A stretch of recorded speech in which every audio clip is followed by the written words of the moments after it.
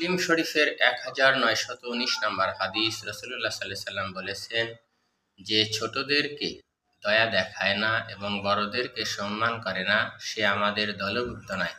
রাসূলের এই হাদিস অনুযায়ী আমি আপনি যদি নবীর উম্মত দাবি করি, নিজেকে প্রকৃত মুমিন মুসলমান দাবি করি, তবে অবশ্যই ছোটদেরকে স্নেহ আদর ভালোবাসা দয়া দেখাতে হবে এবং বড়দেরকে প্রাপ্য সম্মান দিতে হবে। তবেই নবীর উম্মত, নবীর দলভুক্ত হওয়া সম্ভব হবে।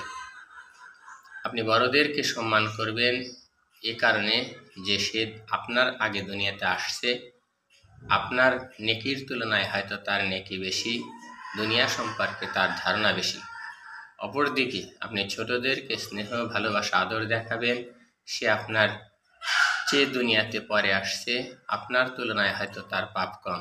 আল্লাহ পাক সবাইকে বুঝার এবং আমল করার তৌফিক দান করুক। আমিন।